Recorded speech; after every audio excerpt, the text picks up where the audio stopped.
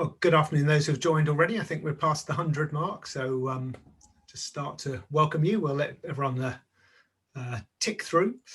Whilst we're doing that, if anyone out there wants to use the chat function to introduce yourself, say hello, that would be great. You can tell us what part of the world you're dialing in from. See if we could have a prize for the furthest away. That might be limited by the fact no one's allowed to travel anymore. As this is an EV session, I'm sure there's plenty of opportunities for you to tell us about your latest EV purchase as well. And or I tell you what, I'm gonna ask everyone those who do have EVs to tell us how many apps you have on your charging apps you have on your phone. So I had to create a separate little subfolder on my phone for mine because they were taking over. I think I'm up to 9 or something at the moment. Okay, got Sue from the Yorkshire Dales. Welcome, nice part of the world. Northwest.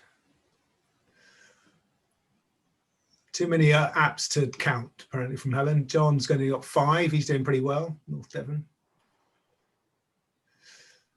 Deeper Somerset.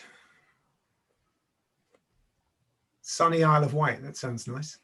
I'm in Bath, actually. It's pretty sunny here as well.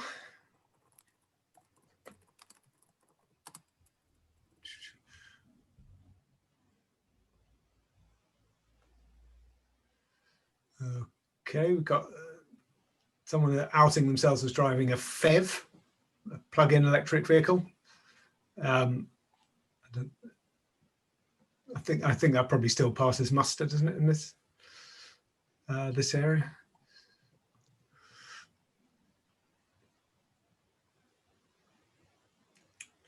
Excellent. All right. Well, I think we're settling down in terms of we've got about a couple of hundred of you here. So let's make a start. Thank you very much for joining. Excellent. So welcome everyone to this Regen EV and the Electricity System Forum, the latest in this series of forums. I was debating with Ollie whether it was the 6th or 7th or 8th earlier, but we'd lost track somewhere along the line. But as those of you that know Regen well will know, our mission is about accelerating the transformation of our energy system to net zero.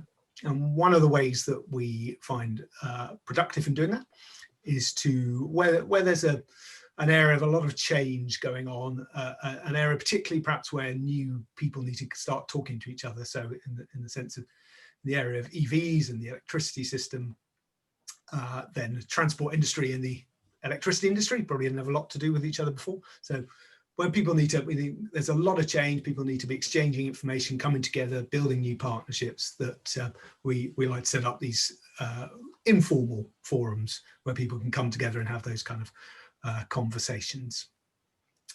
And the shift to EVs could hardly be more of a kind of a sort of critical issue in the net zero transition, indeed also in the kind of green industrial revolution and building back agendas at the moment. Transport is still, as I think, our largest source of greenhouse gas emissions in the UK, obviously a huge player in that globally.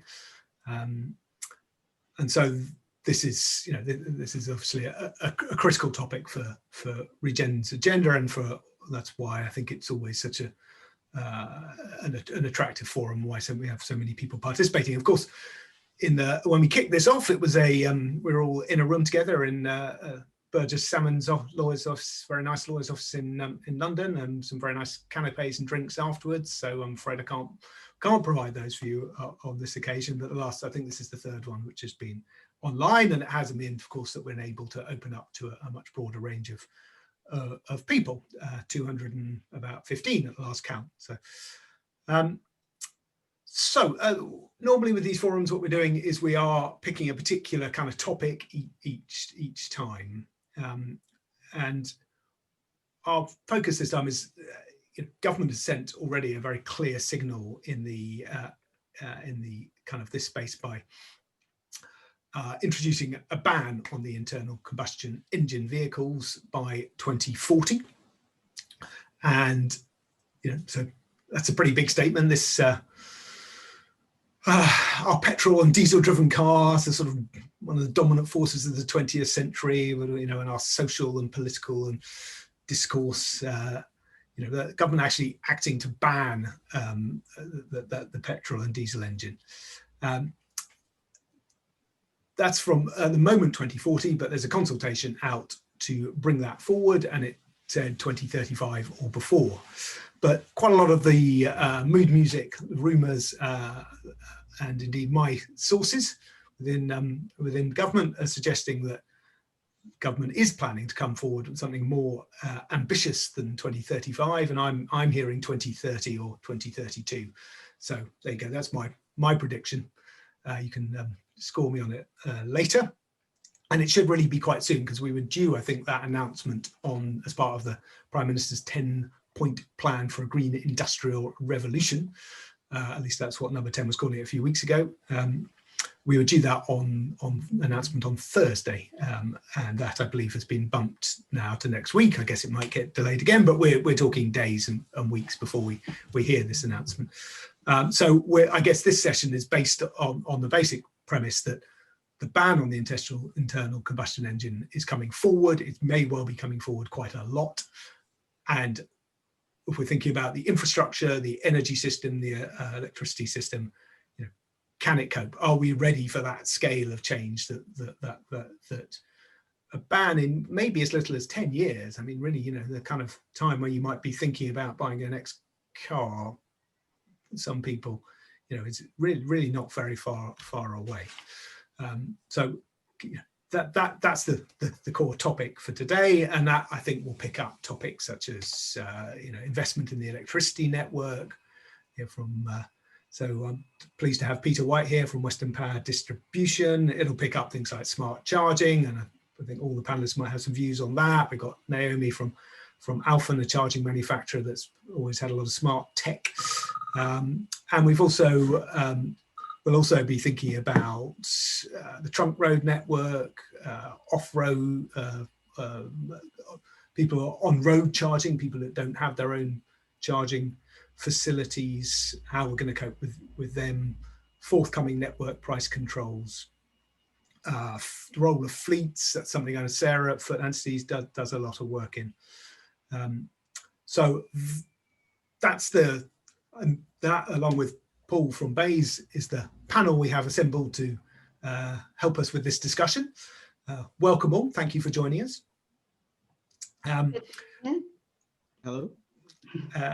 So the way we're going to run today, we are going to start off with Paul giving us a little bit of a kind of update, and seamlessly our producer Hannah, who is back at the Regen office next to us, brought up the agenda there, and so thank you, Hannah.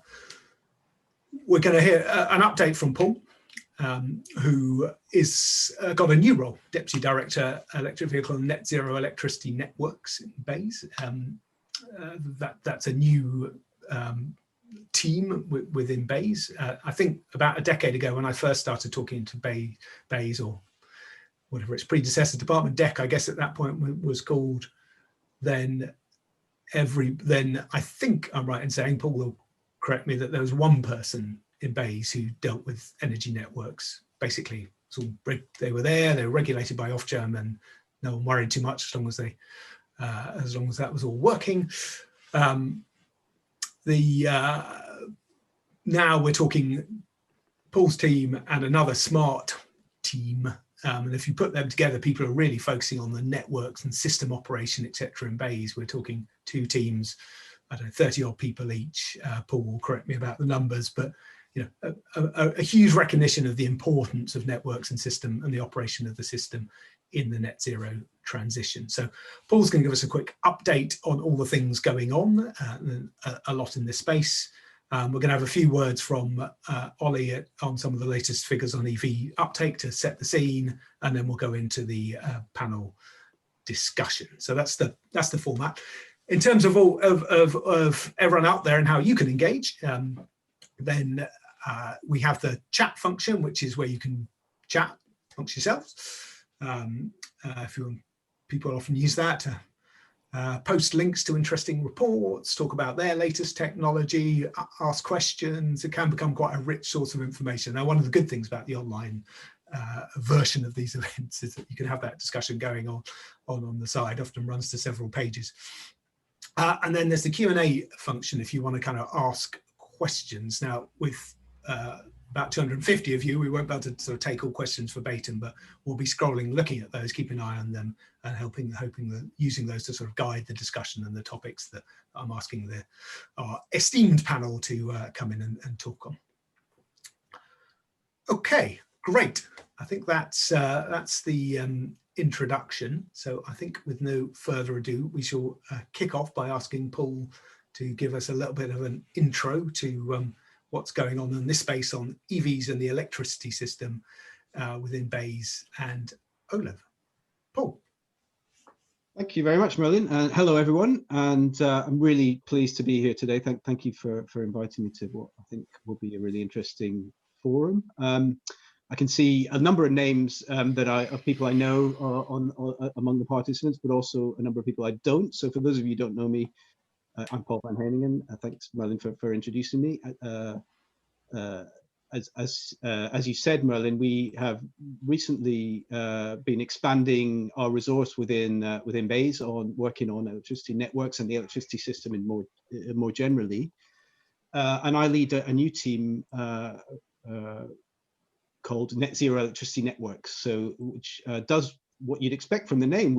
Our job is to look at the electricity network and make sure it's ready for net zero, make sure it's ready for the increased electrification that we expect to see as we move to net zero, doubling of electricity demand expected by 2050.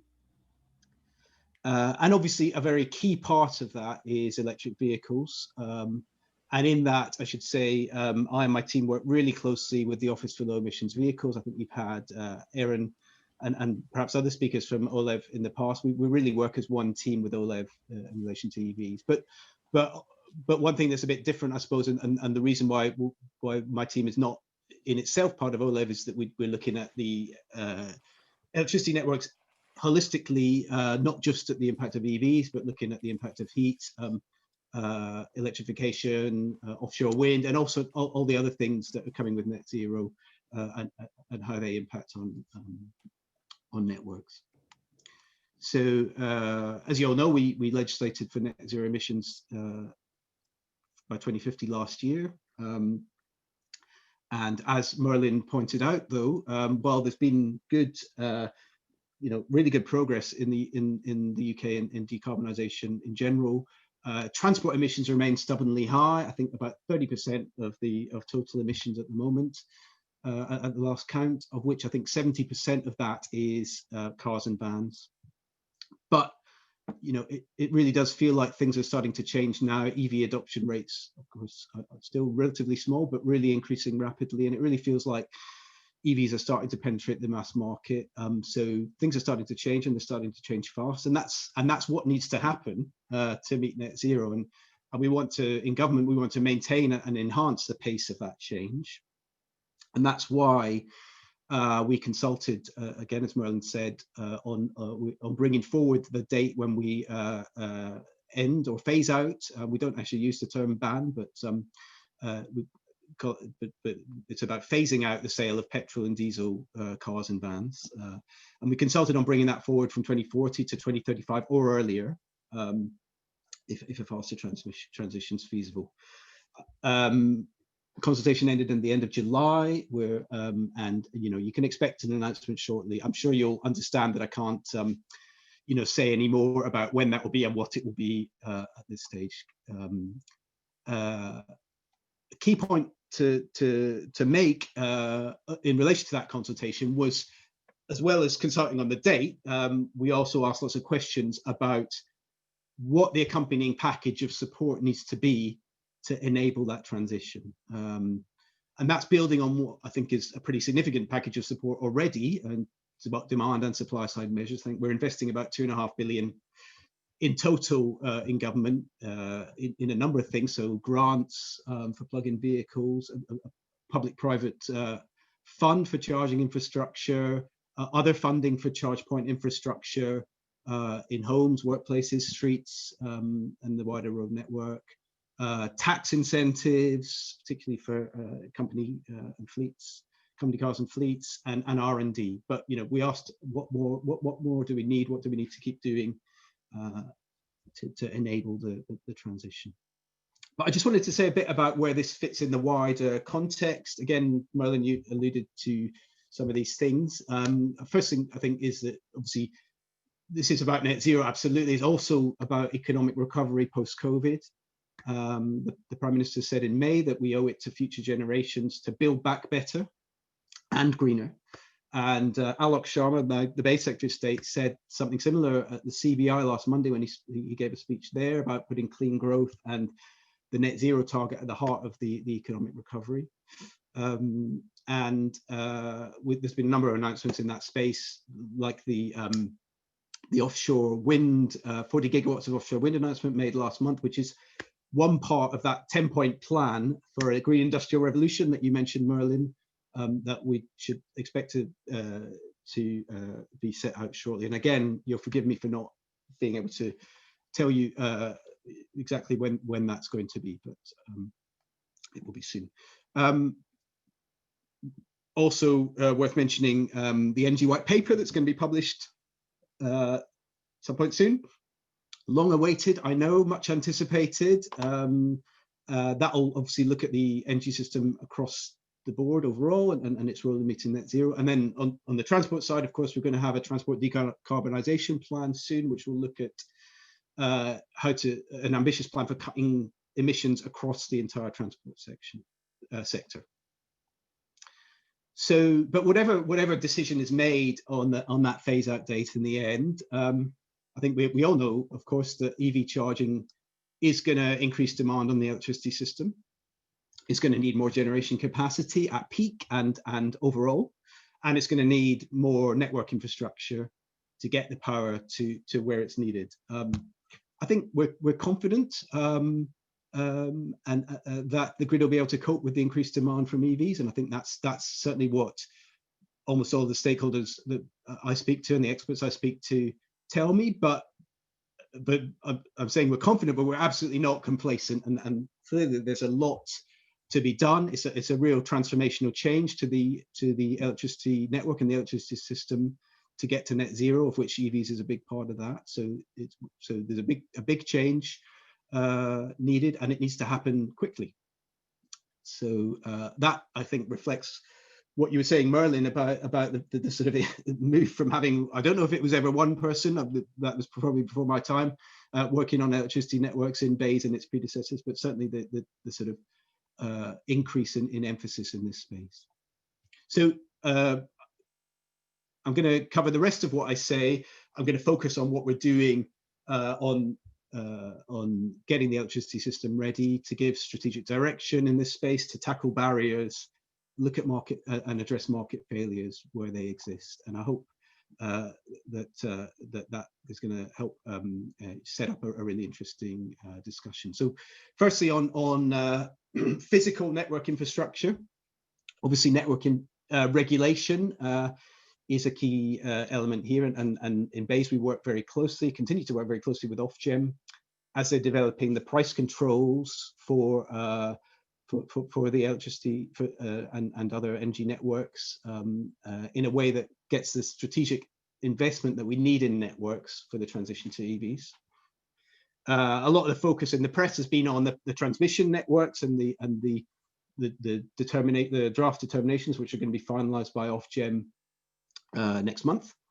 But from the point of view of EV charging, I think it's arguable, that it's the local lower voltage distribution networks that are more significant here, and that's where the Ofgem's next price control will begin in April 2023. But of course, they have recently consulted on the methodology for that. They're going to publish the final methodology again in December. Of course, it's a matter for Ofgem, and their independence from government is an extremely important principle, but as you'd expect, we in BEIS talk very regularly to Ofgem, to network companies, to others about the price control. And the one thing I would say is that Ofgem's statutory objectives to act in the interest of all consumers, which means current and future consumers, means that enabling the investment necessary for net zero, as well as ensuring value for money and security of supply for consumers. So it's not either or, it's both. And I think Ofgem is very clear on that, actually, and that was very clear in its decarbonisation strategy that it published, that Ofgem published at the start of the year.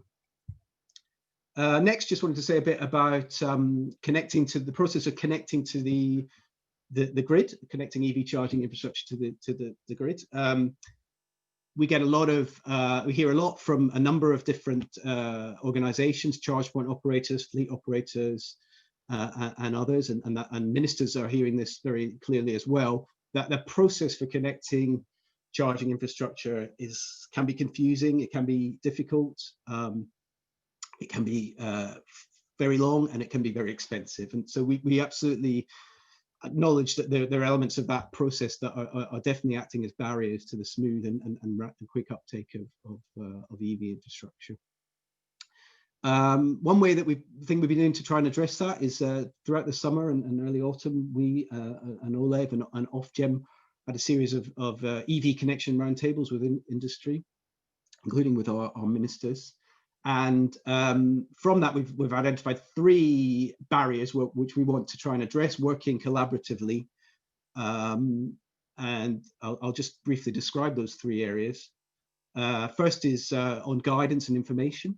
So I think connecting customers are often not sure how to get started with the process.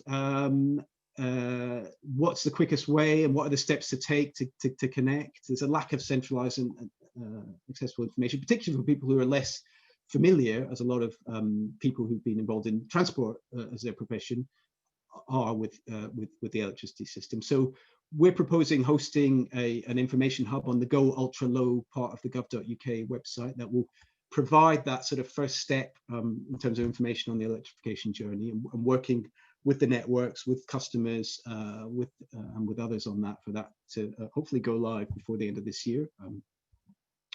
Second area is on information about network capacity. A lot of the distribution network operators, all of them, I think, offer some way of looking at available capacity, but there's no one place that you can go and look at capacity available in a standard format in anywhere in Great Britain, and we think that would be a really useful, the consensus was that would be a really useful thing to have, and the Energy Networks Association, the ENA, are doing a project to map capacity across low voltage network, across GB, which will give people greater visibility of locations where connections might be cheaper and easier to help with planning. And then thirdly, land rights. This is often cited as a barrier, the way leaves process, for example. Again, the ENA have a subgroup on this, and we in government, we're going to look at the policy options that we could use to speed things up here. Looking at maybe what they do in other utilities like water, and looking at legislative options. I should caution that that's unlikely to be a really quick win, especially if it requires legislation, but it's something that we want to look at. And then finally, I mentioned costs. Of course, this is definitely an issue. Sometimes costs can be prohibitive, depending on where the connection's happening, and particularly if there's a big network upgrade required, capacity upgrade required. Of course, that's again a matter for Ofgem. It's part of the network charging regime, but Ofgem are looking at that very carefully in their access and forward-looking charging significant code review, for example. Just related to that, some of those barriers that I've been talking about, including cost. One key area where we think there's a market failure that needs to be addressed is in the provision of rapid charging infrastructure. Of course, that is really key for removing range anxiety for EVs, a key barrier to uptake, and that's why we published a vision on rapid charge points. We're investing 500 million, as was announced last March, over the next 5 years to support the rollout of charging infrastructure. And that includes a rapid charging fund to help businesses with the cost of connecting rapid charge points to the network, where they wouldn't happen without that help. Private sector investment wouldn't happen without that help. So that's a key area we're working on. And then just a couple of more points to make before I finish. The final one is, Merlin, you mentioned this about smart technologies. And I think smart charging, vehicle to grid and so on are absolutely key here. And they mean that as well as presenting a challenge to the electricity system, EVs also present an opportunity to efficient management of supply and demand. And it's also one that consumers can participate in and share the benefits on. So we're doing a lot to try and make sure that we have a smarter and more flexible energy system. One thing I'd mention there is that we're planning next year to mandate that all new private charge points need to have smart functionality and conform to standards which are being developed at the moment by the British Standards Institution. And I should say this is really not an investment we can afford, an opportunity we can afford to miss, because our modelling and other people's modelling too shows that, you know, it really does make a pretty massive difference to the cost of to the energy system if you can make it a flexible system of getting to net zero by avoidance both of new generation capacity, generation and network infrastructure. The last thing I want to talk about is just a mention of the EV Energy Task Force. I know some of you are part of this task force who are here today, and hopefully many of you are aware of it. But this is a group that we in government convened back in 2018, and the idea is that it brings together the energy sector and the automotive sector to work with government and Ofgem on making sure the energy system's ready for the transition. And these are sectors that haven't traditionally had to talk to each other, as I mentioned before, but they absolutely do now. And I think the EV Energy Task Force has been a great success in making that happen. I was very excited to see last week Graham Cooper from National Grid, who I'm sure many of you know, talking about the EV Energy Task Force to Chris Harris from Top Gear, which is not a sentence I ever thought I'd say, but it shows the profile of this area. And the last thing I want to say about EV is, you know, that above all, the task force is committed to putting the needs of consumers at the heart of the transition to EVs, and that's something government is committed to as well. And I thought that's a good point for me to end, because I'm sure that's something that all of you can buy into. So thanks very much. Excellent. Okay, thank you, Paul. Covered a lot of ground and picked up on quite a lot of the points that are coming in on the questions. One of the questions and a reference you made was to Ofgem changing consulting on access and charging for the grid, and actually we have a webinar on that on Thursday for those who really like to geek out on the details of absolutely critical details, it turns out, of how network access and charging work. So that's you can go on the Regen website and book into that. It's a free session with Ofgem, etc. participating. Maybe just very briefly, Paul, in terms of the sort of questions coming in, I know you can't tell us about what the ban will look like, but I guess this is on new vehicles, so you would still be, I don't think anyone's suggesting you'll be able to sell your second-hand vehicle if anyone wants to buy it, obviously. And it applies to vehicles and vans, is that right? And then whether it's also clear whether it's FEV or BEV or whatever jargon, jargon we're using. Is that clear, or are we waiting for that as well in the announcements? The consultation was, as you say, it's a phase out or of sales of new vehicles, not second-hand vehicles. So it's not a case of people having to get rid of their cars. It's about sales. But obviously, new sales drive the second-hand market relatively quickly. A lot of new sales are fleet sales, which then go into the second-hand market. So it will all you know, trickle into the overall fleet of vehicles in the UK over time. It's cars and vans that has been consulted on. That's right.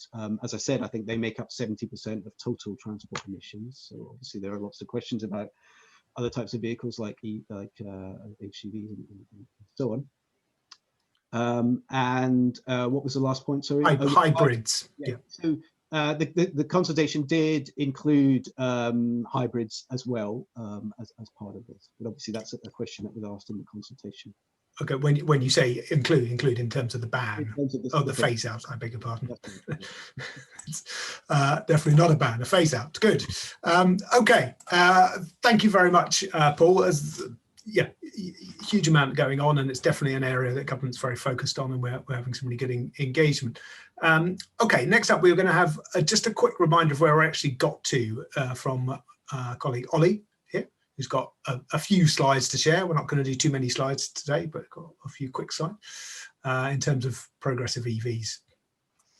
Ollie. Perfect. Thanks. Is that working for us, Merlin? Just a quick check. Brilliant.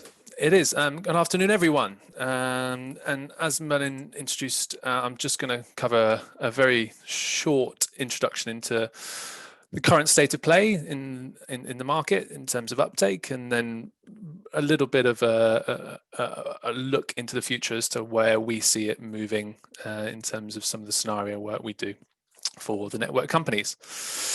So this first graphic I've flashed up on screen is just showing the really good uptake we've had in the last few months in terms of battery electric vehicle sales, particularly car sales.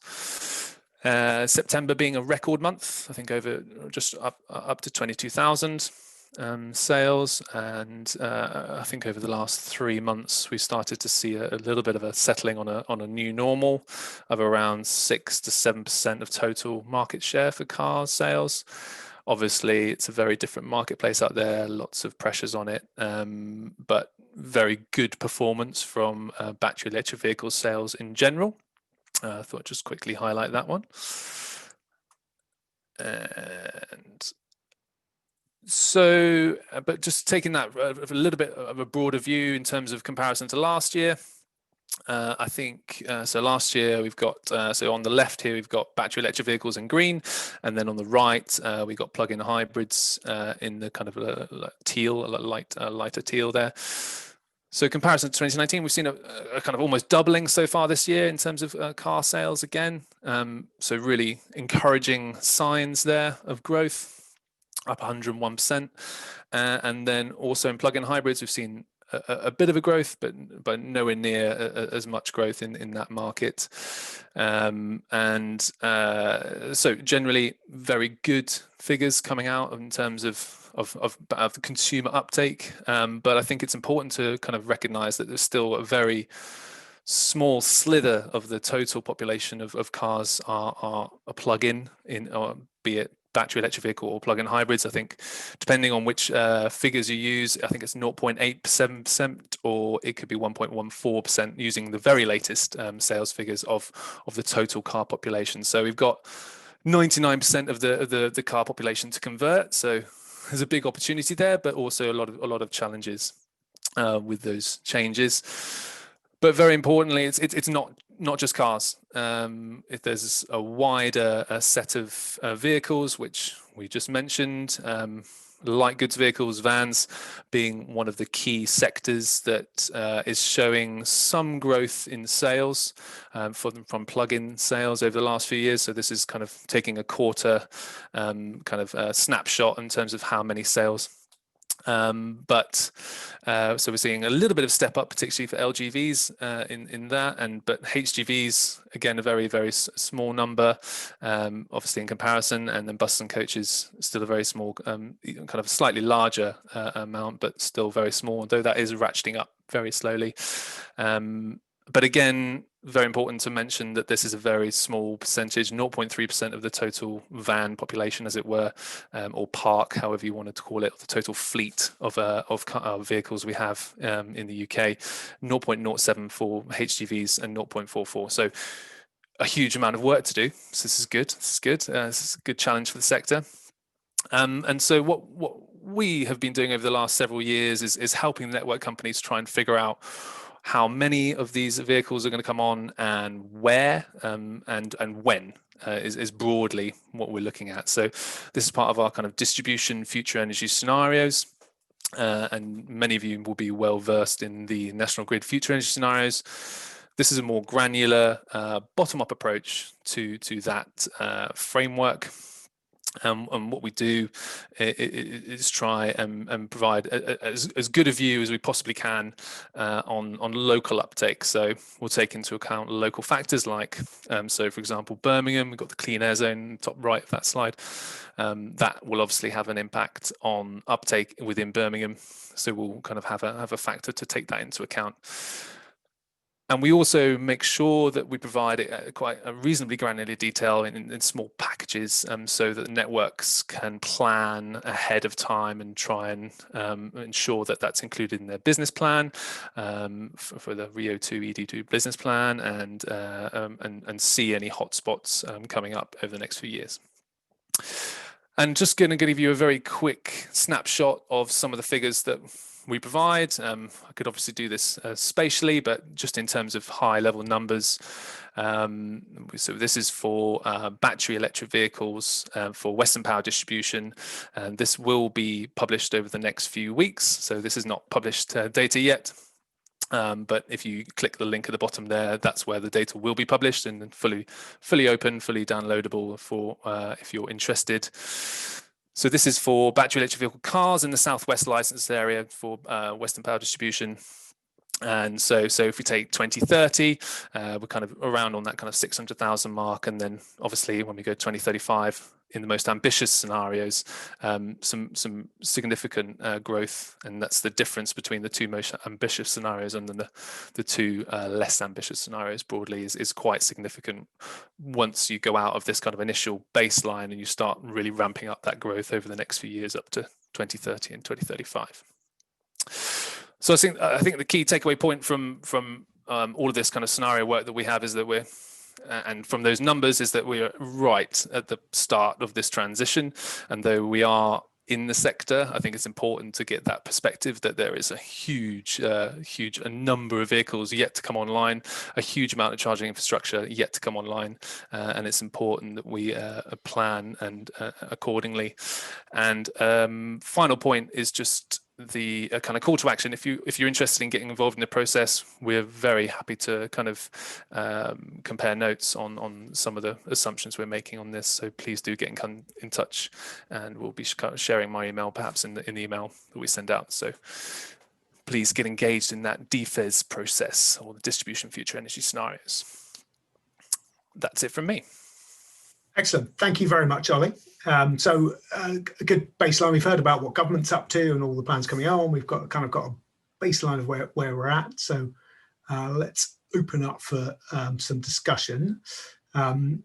We're going to, Peter's got got a few slides from WPD to do his bit, but I'm just going to come, before I come to him, just to come to my other panelists for a kind of a first thoughts. And listening to all that and thinking about your expertise and experience, if you just give us, I'll start with Naomi, I think, give us your thoughts on this kind of, what's the biggest challenge we've got.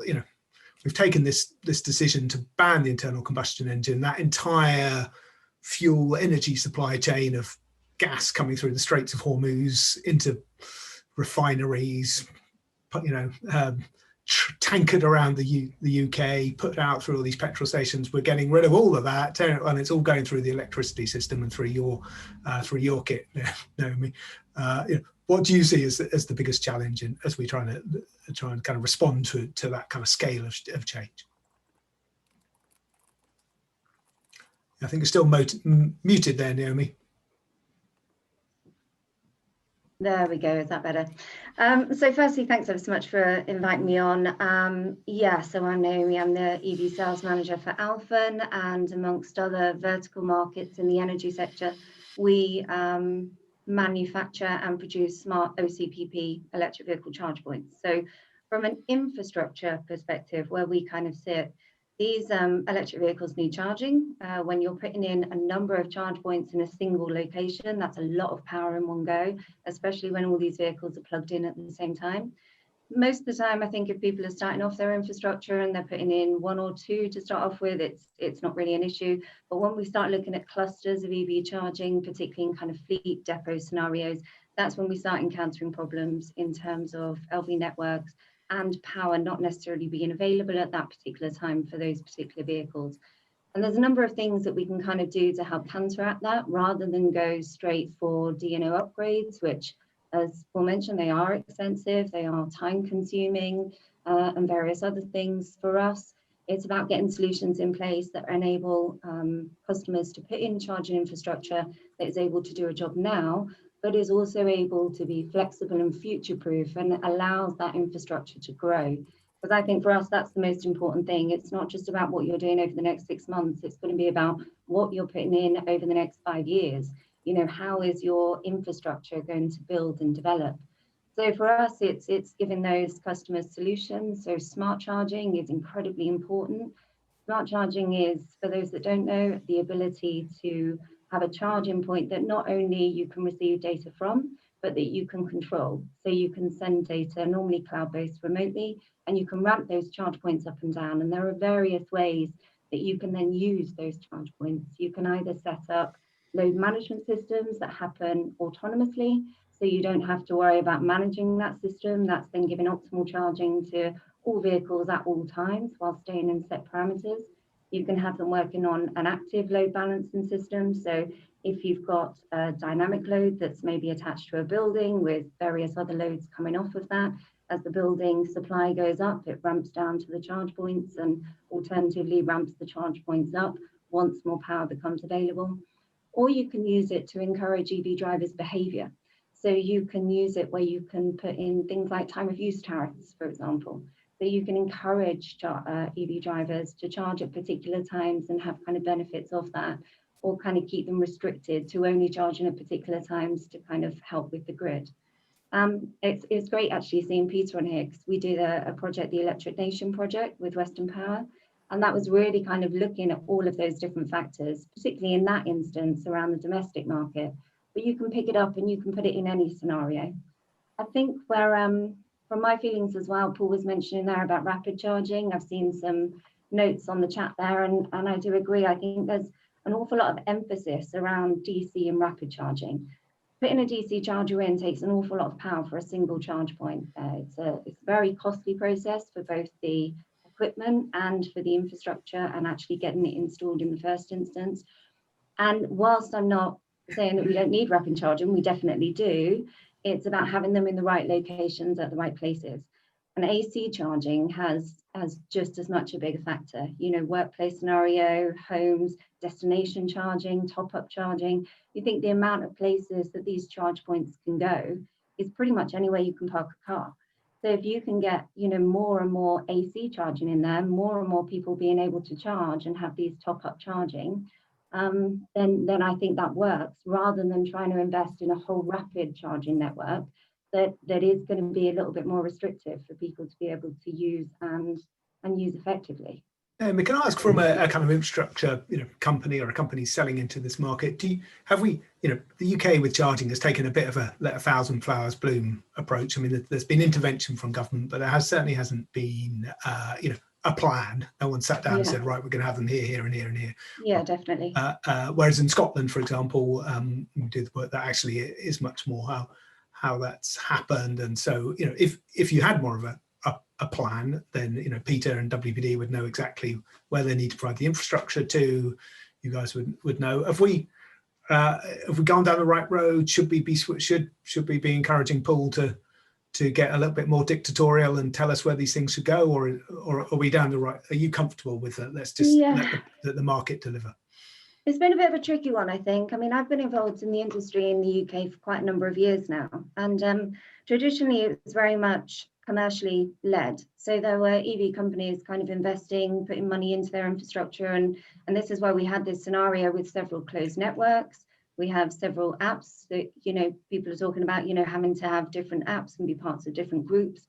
What we're seeing now is we're almost trying to backfill, I think, some of those holes. So for me, I think the first thing we need to make sure we're looking at is that the kit is future-proof and flexible. I think OCPP having these open platforms, open protocols, allowing for interoperability, be that AC, DC charging, whichever charge points we're looking at, it has to be able to connect together, even from home, workplace, and into the public.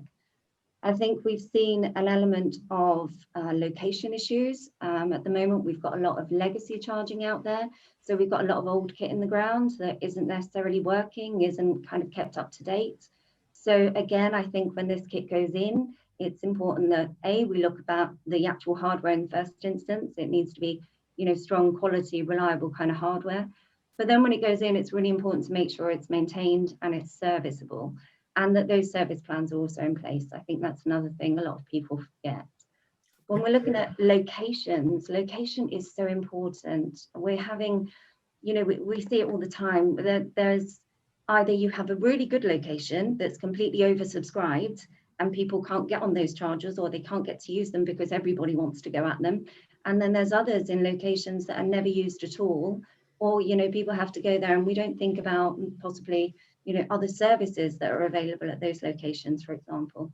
Even on the fastest chargers, even when we're looking at rapid charging, you're still going to be sat there in your car for half hour, 40 minutes. So having those other services, making them easily accessible, making sure that they're reliable, that they're working, making sure that they're easy to use, they're interoperable. I think these are the things that we need to look at. And then for me, in terms of actual charge points, it's about a mixture of charge points. It's not about a one-all solution fits all. It has to be, different charge points for different locations doing different jobs. And I think it's only then we're going to get that complete, seamless kind of infrastructure and make it work. Okay, let's come to Sarah. I mean, she's sitting luckily in front of a nice petrol EV charging station with, I'm sure, lots of services. Could be. I'm presuming that's an EV, not a petrol station you've got there. Same question, really. That Naomi's given us kind of a very eloquent answer to there, in terms of, and which is, there isn't a simple, one answer. But if you were to pick out the biggest, challenge you see in adapting to this kind of scale of change, particularly perhaps from a fleet perspective, what would you come up with? Well, thank you for having me on. So those who don't know me, I'm Sara Sloman from Anstey. We're a law firm, and I'm on the energy and infrastructure team there. It's very much my job to galvanise change and make change happen faster wherever I can. So I'm a non-legal internal consultant there. So working with charge point operators, landowners, local authorities, anybody and everywhere who has a piece of this EV charging and electric infrastructure puzzle. The biggest challenge I see is the disconnect between local authority and private sector. There's so much going on, so much good stuff everywhere, and a lot of distrust along the way. There's obviously excellent procurement programs, wonderful portals, two-way streets like you're facilitating here, where people can get together and safely exchange thoughts and ideas. But the scale of the challenge versus the time we've got to do it is the bit that's mismatching. So by the time it takes local authorities with their devolved power to apply for funding, the thing that they were committing to in that bid may well be out of date by the time that they need to put it in the ground. And the thing behind me I'm very proud of, this is Portishead. So this is down in the southwest, funded by Go Ultra West as part of the ULEV scheme. So this is a solar powered car charging port. Now, that was our pride piece a few years ago. And actually, to credit you, Merlin and Ollie, I came to see you at the stadium in Exeter, where you predicted, when they were saying it was 2050, you predicted it was going to become 2032. So I'm wondering if actually behind the scenes you're heavily involved in making that happen. But this piece behind me is a beautifully thought out, locally procured, locally designed, locally constructed piece. And it's taken a really long time since this 50 kilowatt charging infrastructure was planned and paid for. We've seen 150, 250 go shooting through the roof, and just look at the chat box. It's on fire with debate about the correct infrastructure balance. And that's certainly my role here, is to try to pull together as many stakeholders as possible and just assure them that, yes, we are in an emergency, and yes, you have to do something now. But what I'm asking people to do is make that plan. So measure twice and cut once. And everything that Naomi's saying, please listen to that. Elect to procure modular, scalable, future-proof charging options. I work with a lot of developers, housing people. I'm begging them to put at least ducting in the ground. Just think about that for now. You don't have to commit to the charging infrastructure that you're going to bolt onto the house. And actually, please, can we put community back at the heart of this? I would actually really quite like to see schemes as behind me here, allowing people to meet up to charge. Here is a swimming pool, a walk around a local heritage site, and a block of flats. So that's why we chose that site, because we wanted to see communities coming together. There's nothing to stop this site from expanding and including coffee shacks or library book exchanges or anything that town wants to inject to really post-COVID enhance that local economy again. So for me, it's about bringing people together, and that sounds so cliche, but it really is the heart of it. There's people everywhere trying to do the right thing. Everybody everywhere thinks that they're right. And just like our events of this week, Twitter was on fire, we can see that even when people are rewarded with the right, other people still won't believe it, and they never ever will. So it's somewhere in the chat they said horses for courses. I couldn't agree more. This is not a one size fits all argument in any way, shape or form. So if I can help you with that, if I can thrash out ideas with you over the phone, then please don't hesitate to connect with me on LinkedIn. We've got an amazing team at Anstey. There's probably 37 of us or so in the infrastructure and energy team, everything from helping nuclear sites to and solar, wind, offshore, onshore, ports, decarbonisation of transport from every end to end. Mobility as a service is our thing. We want to get to the nub of the problem, and I think it's a disconnect in belief. Excellent. I was going to describe Sarah in my intro as an EV evangelist, actually. I think so, but she's just demonstrated that for herself very ably. And very eloquently again, the kind of scale of this isn't just a top-down government decision kind of thing. I'm sure Paul would agree with this. This is something very much a spread, a decentralized communities, local authorities, private sector, all kind of work together. Okay, let's come to Peter and Western Power Distribution. You've got obviously a central role in this, and Paul's reassured us that you're going to be able to cope fine with all these this shift to EVs, and we've heard from all the way the private sector is thinking about this. I'm glad to see your desert island there, which Western Power has obviously moved its location to. It's a different form of West, perhaps, and it seems to have lots of decentralized energy resources there, with a good wind blowing in the palm trees and lots of sun. So it looks like a great location for some decentralized EV charging. Peter, I think you wanted to share some slides just to sort of give your thoughts on what are the challenges and barriers. Yeah. Please bear with me.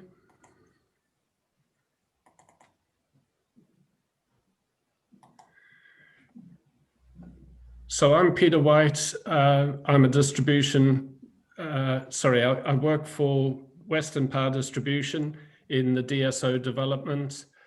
I lead for EVs, PV, battery storage, heat pumps, and I also cover losses. So from WPD's point of view, we see home charging as the primary source, but you've got to bear in mind between 30 and 40% of the cars on this in the UK don't have the ability to charge at home. So they would be taken up or get the charging from at work or at destination. So again, as fleets decarbonize, we're going to see concentrations at work locations. And first off, we'd say to people, look at your capacity that you've connected up to, check your bills. You're going to see quite a big difference between the two, and use that in the short term to get your charging away as you change your fleet. As we move forward, we will have the ability to put in additional transformers if you need it. Again, with destination charging, we can offer the Tesco, Sainsbury's of this world additional transformers if they need it. Another issue we are a little bit concerned about, because I don't think many people have thought about it, is what do we do in the tourist season? when you've got somewhere like Tenby that has probably got a population of 10,000, and at the height of summer that probably swells to 30, 40,000 people. Currently, they've got 9 type 2 chargers on ZapMap. One of those is a Tesla destination charger, and 4 of them are unserviceable. So you're at one location, you've just got 4 chargers, which are 7.4 kilowatts, covering the whole of Tenby. So you can see that's going to be an Apollo 13 moment. En route charging, well, that's going to help immensely with the holiday traffic. There is a mismatch because England, they're looking at 150 kilowatts. In Wales, they're looking at 50 kilowatts. So your dwell time at the motorway services is going to be a whole lot longer, and the parents are going to get their ears bent by their nippers. So, as Ollie said, September 20 saw EVs, battery electric vehicle sales go to almost 20,000. And again, because I live in Wales, I'm picking on Wales. If you zoot around ZapMap with Wales, they've got quite some serious catching up to do. The other issue that I think needs looking at is the legislation that happened in June last year, where the emissions of HGVs are going to be cut, and the Cat 6 emissions that currently rule will be dropped by 15%, and that comes into force by 2025. And if you look at the OEMs and their complete portfolio, then it's the complete portfolio that has to be below that limit, and the fines are serious fines. That to meet these numbers, there's going to be 200,000 HGVs on the roads, and they will require 20,000 chargers across Europe and the UK. And we're talking a minimum of a 150 kilowatt charger. They're currently producing a standard called the MCS, which is going to be a megawatt charger for these battery electric trucks, because they're starting at 250 kilowatt hour for the batteries. At this point in time, there's no form of HGV charging at the motorway service areas, and I think that needs to be looked at. Then there's the thorny issue of connection of the charge point operators, because most of these guys are on short-term leases, and it's pretty difficult to engage with the freehold of some of the third parties. So majority of UK electrical infrastructure is built on private land.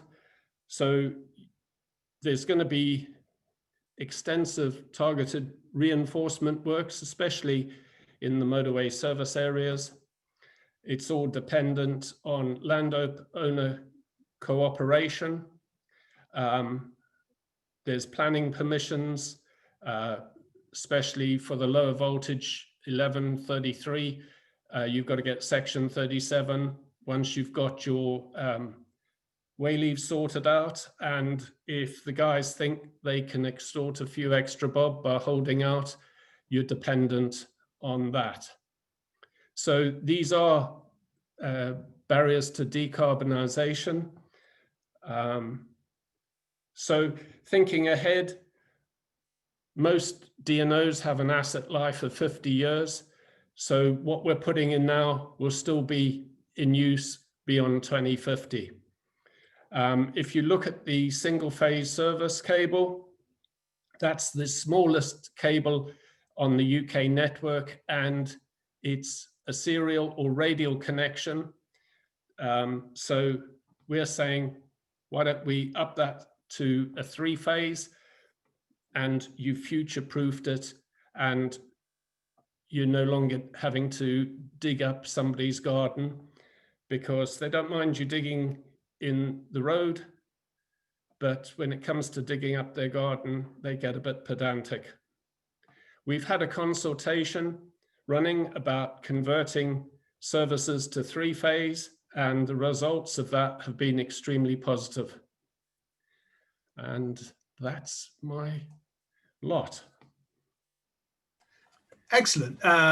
Thank you very much, Peter. And I think that really brought us to some of the practical issues and challenges that we're, facing. Paul, I might come back to you at that point. We heard quite a lot about the price controls coming up. Ofgem basically setting out how much Peter and his colleagues are allowed to invest in the network, and we heard there about some of not just the sort of totals of money, but some of the practical challenges about the kind of uprating all the LV networks and et cetera, and the time it can take. I think it's probably fair to say that in the past, Ofgem have been pretty focused on keeping customer bills down and a bit less focused on, certainly from my experience, a bit less focused on enabling the significant scaling up of investment. Do you feel that mood is changing? Do you think this price control, they're going to is going to be the moment that we say, yes, we now need to invest to get our networks net zero ready for? Thanks, Merlin. Yeah, I think obviously, as I said, Ofgem are independent, and government doesn't have a role in the process, and I just need to always say that whenever I talk about price controls. But I think the answer is that yes, I think that is changing. There's absolutely everything I hear and see from colleagues in Ofgem recognises the need for the net zero transformation. As I said, I think Ofgem's primary objective of protecting consumers applies to current and future consumers, and that absolutely includes meeting net zero and protecting consumers from the impact of climate change. And I think Ofgem have been very clear about that. And that's not to say that the focus on protecting consumers, keeping costs as low as possible, and security of supply and other things has gone. But as I said in my earlier, it's not either or. It's got to be both, and I think there's a recognition of that. And if you look at Ofgem's consultation on the distribution price control methodology, there's a lot in there about how to ensure that there's investment ahead of need, anticipatory or strategic investment, I think they call it, in the network, and a recognition that and I think that is a change from the approach that's been used in the past.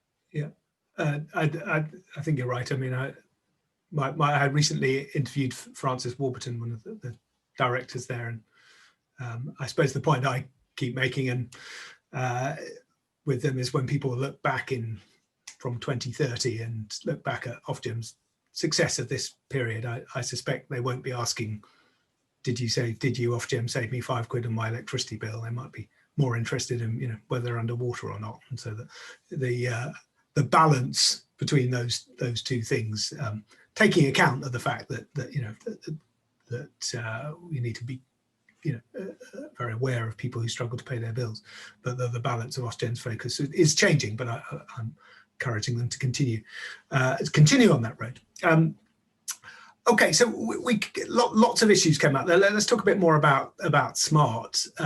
Then Naomi, you raised that first, and Paul was keen to focus in on. And I know WPD strategy is based on this, that we will get a certain amount of smart charging. I mean, I get I've been doing a lot of these interviews. I did an interview with Fiona Howarth from Octopus the other day, and she was very proud to point out that some of her customers on the Agile tariff there had earned, I think it was 90 pence they hadn't had to pay a penny for charging up their EV over a particular weekend. In fact, they'd earned money. It was about 90 pence that they'd earned. And I can see that's kind of cool and exciting, but it does also, I do also wonder whether if I've spent 70 grand on my Tesla, unfortunately I haven't, but imagining I had, whether I'd really give a monkey's about whether it cost me a couple of quid to charge it or whether I earned 90 pence or whatever. In other words, are people really going to respond to this smart charging in the way we expect, or do people really just want everything on always, a bit like, a bit like the kind of internet that Wi-Fi these days? Just unmute myself. Yeah, you'd be surprised. You say about Tesla drivers and spending 70 grand on a car, but you'd be surprised how much they haggle over charging infrastructure. And rightly so. This is part of the whole plan with electric vehicles. It isn't just about buying a car, it's about buying a whole system, and it's operating that system, making that system work for you. So I think when it comes to smart charging, when we're talking there about agile tariffs, yes, they do work.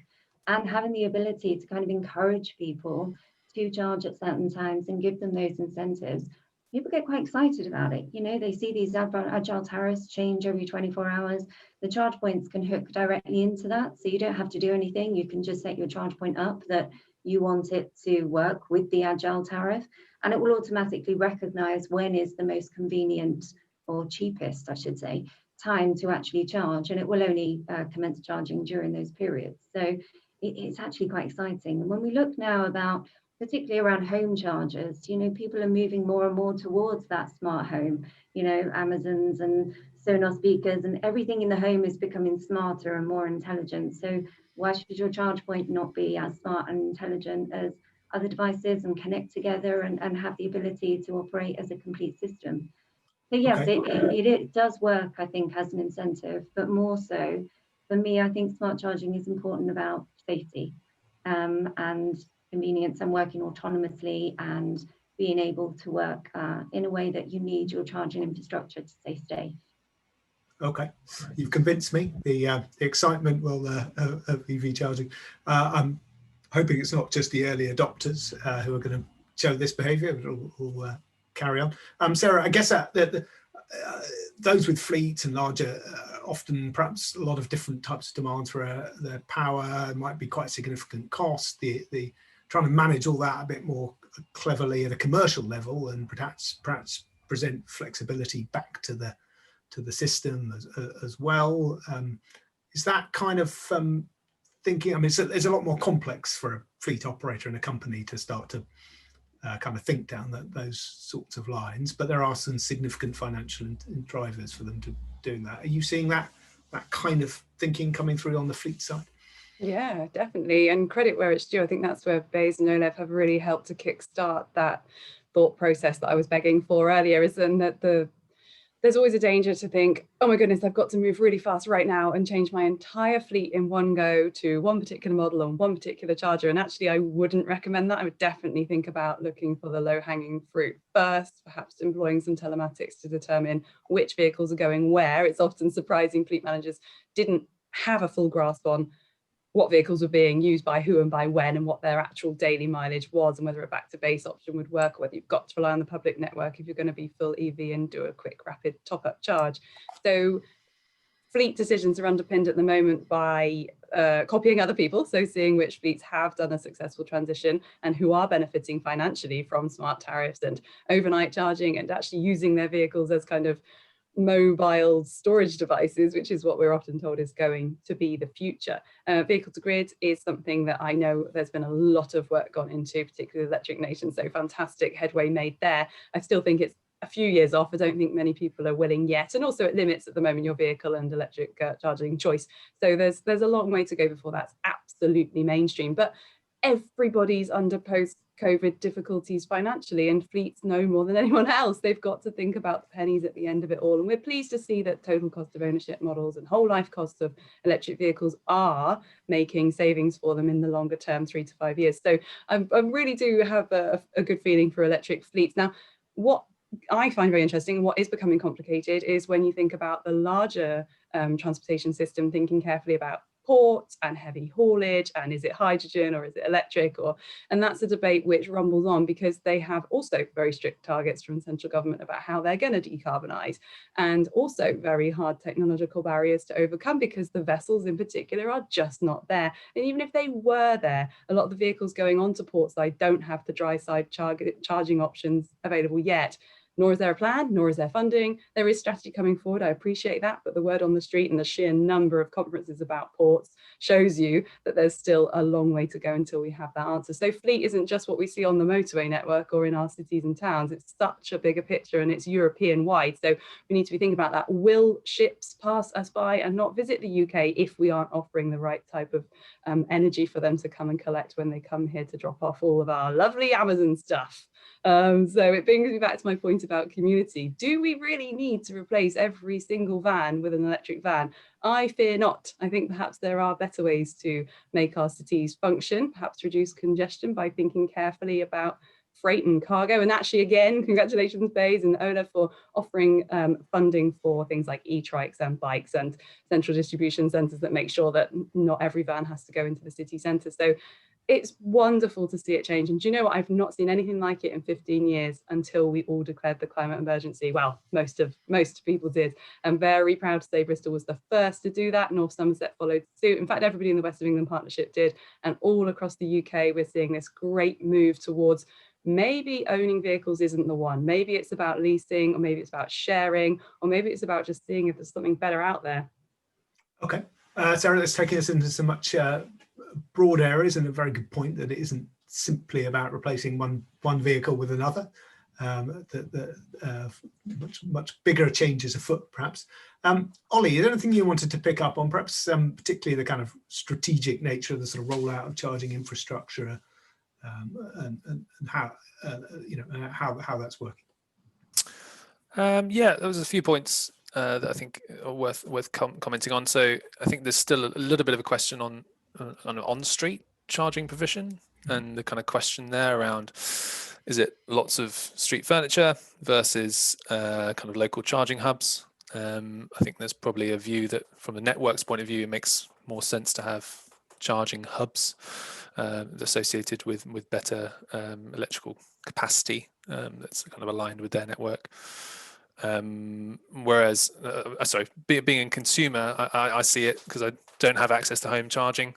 I don't have any off-street parking. There is also an issue around kind of just transition, so the cost per mile. So should I be paying 36 pence per kilowatt hour versus someone who can charge or even get paid to charge at home? So I think there's that angle as well around pricing. Are we just seeing, because we are in early stages of the market, are the pricing, as it becomes more competitive, will pricing kind of change? I think there's that angle as well. Yeah, thank you, Ollie. Let's. I would come back to Peter on the smart charging in a moment, but just quickly, Paul, on the just transition, fairness. You know, we're all aware of just how sensitive an issue petrol costs are, and the like. And if we're in a world where smart, savvy consumers with the latest kit are getting paid to charge their EVs, and then others who live in this kind of terrace, you know, without a lot of facilities, can't even plug in, and maybe if they want an EV, they have to go to a rapid charging hub and pay 30p. I think it's usually 35p now in most of the places I go to.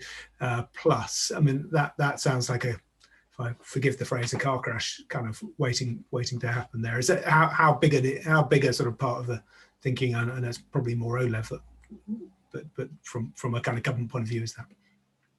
Yeah, it's a really important question, and one we're very aware of. And like Ollie, I'm particularly aware of it as someone who lives in a mid-terrace house with no off-street provision. So yeah, I think, you know, ideally you want a world where the charging experience for someone who doesn't have a driveway and ability to charge at home is as similar, as close as possible to what it is for someone with off-street. It'll probably never be exactly the same, but and that includes price, but also other elements of the experience. And we are going to be consulting on the consumer experience of charging soon. There's another consultation which will include things like pricing, but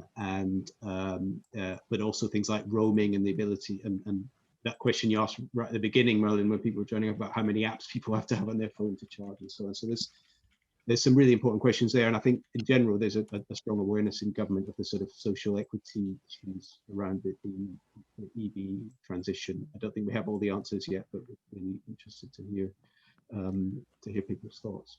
Excellent. Okay. Thank you. I think we may now go to give you guys a bit more of a chance to input from the using one of the Zoom polls. They're a fairly simple kind of poll technology, so we can't ask you anything tremendously sophisticated. But Hannah, if you're ready, I think we were going to ask what people out there see as the biggest energy infrastructure challenge. So you have a list of options there. So there's some fairly specific ones: future-proofing charging infrastructure. So are we just putting in enough capacity? As when we go to Peter and WPD, are we asking them just to put in the capacity for 1 or 2 chargers, whereas in a few years we're going to need 15 or 20, and then we're just going to do it all again? But some of the issues that Paul raised earlier in terms of the availability, price of sites, how easy is it connecting to the network? Are the networks there? The capacity of the network. The idea of shifting to smart charging from what's been quite the right phrase, dumb electricity system, perhaps of kind of settling profiled people rather than actual kind of charging people for actual use, unless it's at a larger scale. That issue of on-road charging, or indeed something else. So you're all very used to this kind of thing now, so I'm sure you've all voted by now, and Hannah can reveal the results of our poll. Excellent. Okay, thank you, Hannah. So yeah, that fairly clear winner. People picking up all of these issues. Interestingly, the availability of sites, reasonable confidence there out of our 250 odd participants, but over a third of people charging provisions for those without parking, identifying that as a really critical issue. Okay, thank you everyone for your thoughts. Peter, just come back to you then on a couple of issues from there. In terms of that, does WBD have a particular view in terms of servicing that market of people that don't have off-road parking? We've held 2 EV forums for local authorities, because the way I see it, they're going to get lumbered with having to provide the infrastructure for the people who don't have driveways. And we've come up with a suggestion for them where I've come up with an amorphous called pad mount transformer, because if the charging isn't being used, then the losses are as low as you can go. And because everybody who pays their electricity bill, you're actually paying for the losses. So I'm trying to keep those as low as possible. And it's scalable from a half an MVA up to 2 MVA. And the way you can put a mixture of charging in, I think you've got to have some fast rapid chargers in there, because if you need a 100 kilowatt charge and you have only got a 7.4, you're going to be 14 hours at the charge point. Where if you had a 22 kilowatt, that'd be down to 4 and a bit hours. If you're using AC, if you had a rapid charger, you'd be down to your 30, 40 minutes to get to 80%. So I think you've got to look at it, time is money, because those guys don't want to be sitting in the car ad infinitum. They want to get in, get it charged and get out. and you've got to have the throughput, especially if you go up the valleys and you see the row of cars up the side parked in the road. There's very little parking. So if you imagine all of those need charging, you can't have a huge parking lot to offer all the charging. You're going to need the throughput of the charger to get all those guys charged. So that's what we've done for the local councils, and most of them are really chuffed with that.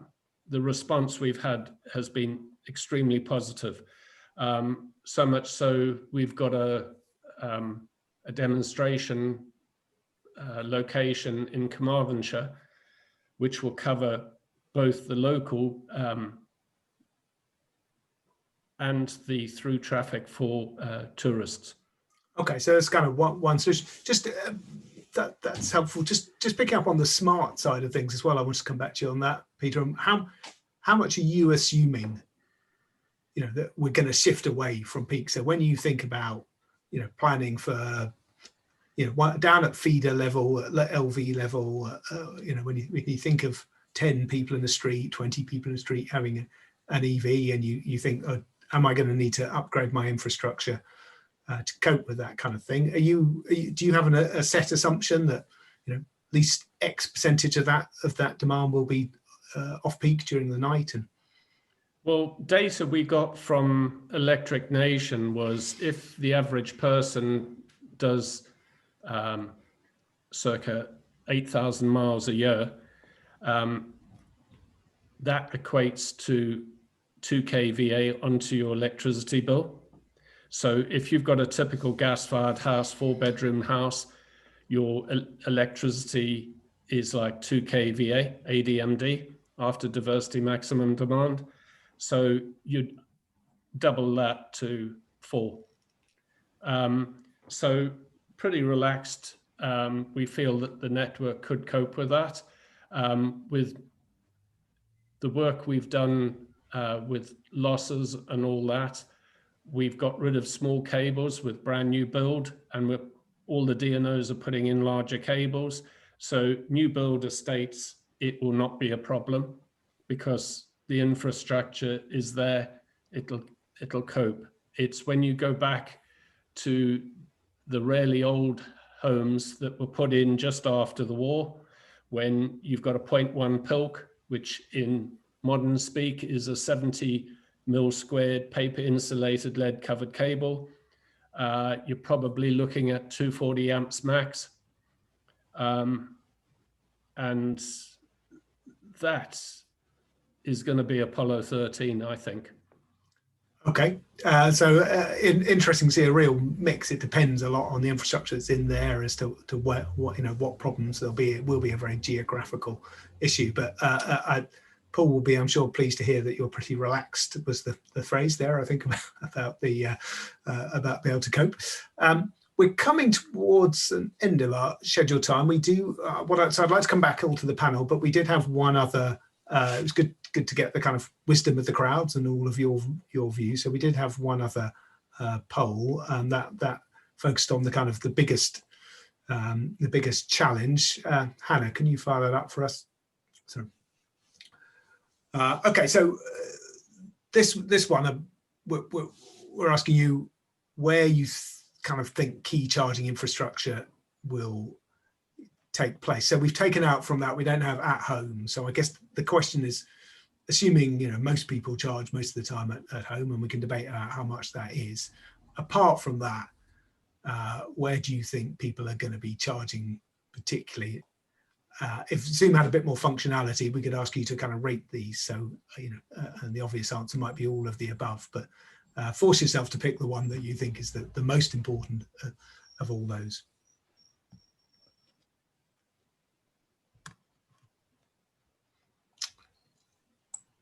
Okay.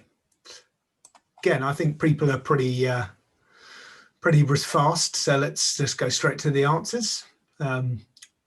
Fairly even split there. This can go straight into our distribution future energy scenarios we provide to Western Power and others, and help guide our thinking.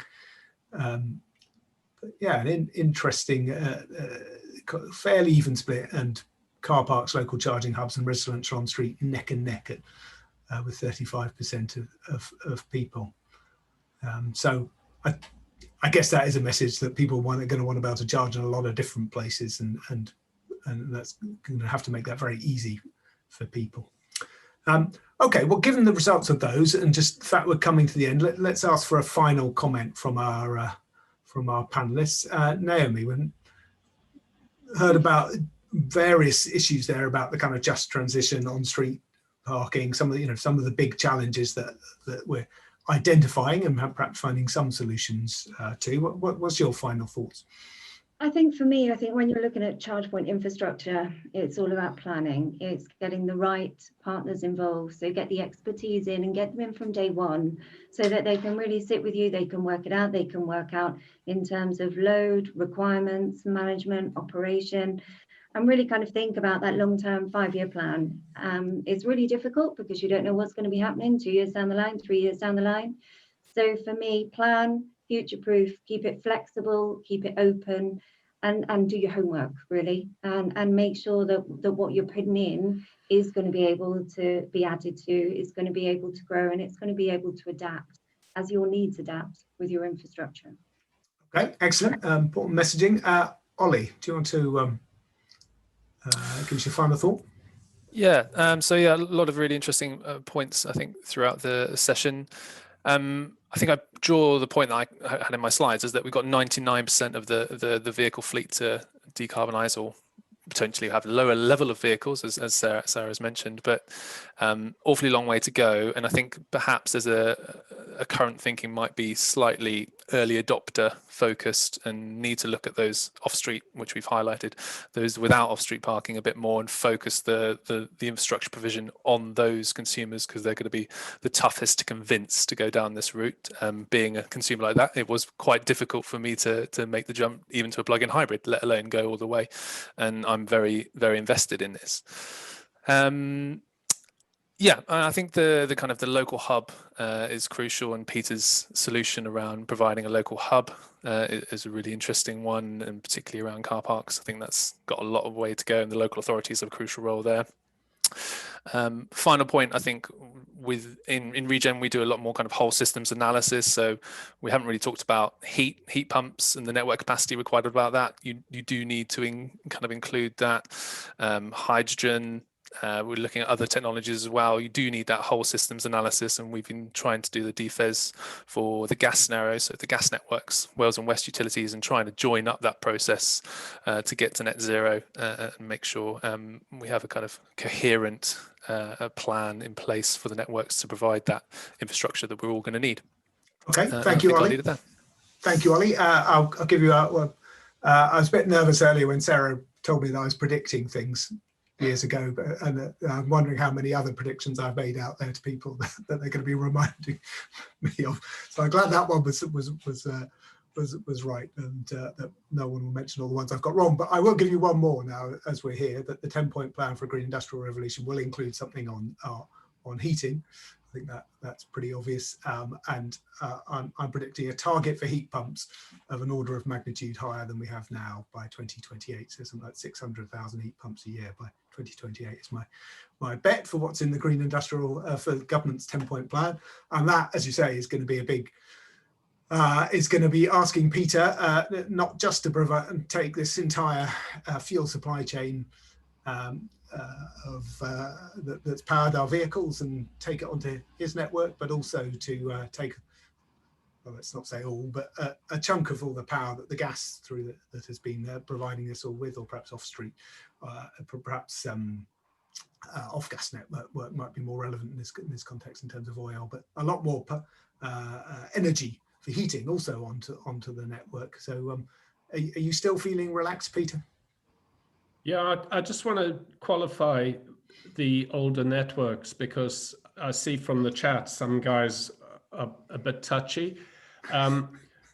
Getting data of where the vehicles and the heat pumps are being connected is central to this. So what we are looking for is as much data so that we can then, our clusters developing, if clusters are developing, we can put monitoring on the substations. We can see ahead of need what's going to happen. Do we need to change the tranny? Do we need to put a new cable in the ground? So that's how we mitigate on the older substations. And we're also looking at, I picked up a comment about somebody saying they live out in the country and it's wet string. So again, one of the things that BEIS have said is they're targeting oil-fired, LPG and solid fuel.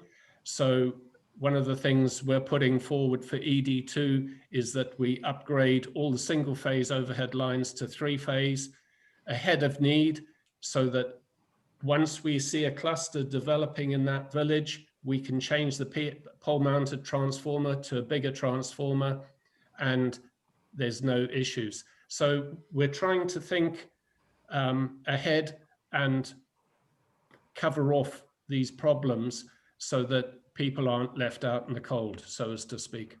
Excellent. Thank you very much, Peter. Glad to see the weather's looking so good in Tenby today for you as well. Definitely wasn't like that when I went there.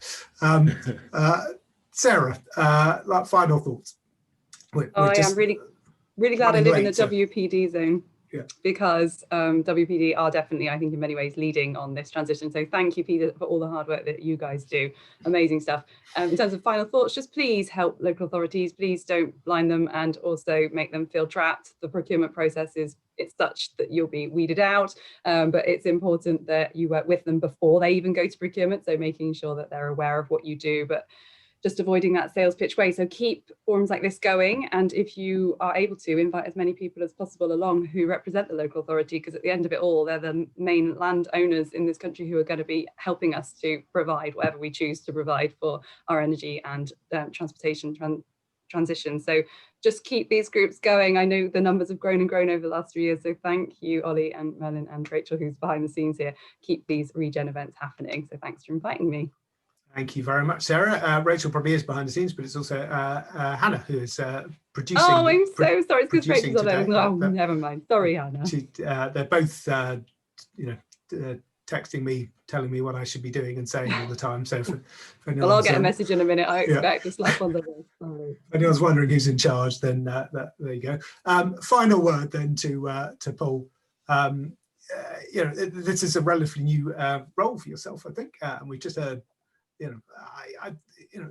It's kind of glass half full, isn't it? There's a tremendous amount going on. There's Peter there in WPD coming up with all sorts of clever solutions and ideas and really putting thinking to it. There's great, technology coming forward, Alpha, and there's people like Sarah in the professional services really working through and helping people work through all these issues. But there are also a lot of challenges and issues on this path, and we've touched on some of the more tricky ones. So I guess how are you feeling about a month or two in? Was it a good idea taking this job? And what do you, anything particular you think people should be looking out for in this agenda? I just think a few months in, it's just such an exciting area to be working in. I'm really enjoying it. It is complicated. There are challenges, but I feel confident we'll get through it and we'll find a way. It's a great place to be working. I hope everyone agrees. One very quick thing I wanted to say from the beginning of the discussion was, I think some people may have got the impression that I was saying that it's all about rapid charging, and that's absolutely not the case for me or government in general. It's just one important element, but absolutely crucial that there's a range of different charging options. I just wanted to make that point clear in case. Okay, and any last thing you think people should? I mean, we've obviously got the big announcement coming up. Anything else people should look out for? Perhaps haven't slightly gone behind the radar, or anything that you kind of. I would say the consumer experience consultation that I mentioned. Mm-hmm. Can't give you a date for that, but look out for that. There's some really interesting questions in that. So do look out for that and want your responses. Okay, excellent. Look, many thanks to everyone on the panel for participating. Many thanks, most of all, to all of you for participating. I think we had about 260 on the beginning. We're still well over 150, so we haven't managed an hour and a half talking about EVs and charging. We haven't bored you all too much, so that's a good start. You know, one thing that is really good about these sessions and online sessions is the chat type approach, and it's great to see so much dialogue and discussion going on there and people sharing so many ideas and thoughts. We will put this up on our website, unless any of the panelists tell us that they're desperately not to, as a recording. So if you want to share it and pass it on and to those who couldn't be here today, that's another great thing about doing it online, actually, is that we can do that and put it out for others to watch. We do have quite a lot of regen sessions coming up in the weeks ahead. We've even got a series of programs on the green recovery, other leaders debate, a number of different aspects of that, and trying to understand that a little bit more, what it means. And we also have, as I mentioned on Thursday, if you really want to geek out on network charging, we have a whole session just for you on that. If you want to know your TNUOS from your BEIS, and then that's the one for you. You'll be loving that. I think for my final thing to just then say is thank again everyone for participating. Humbly apologise for desperately failing as a chair for making us 5 minutes late, and wish you all. This is now, I think, the traditional joke for me at the end of these sessions is that rather than wish you all a safe journey home, you know, you're all there already. So I just wish you a safe journey to the kitchen for a nice cup of tea. Thank you very much, everyone. Goodbye.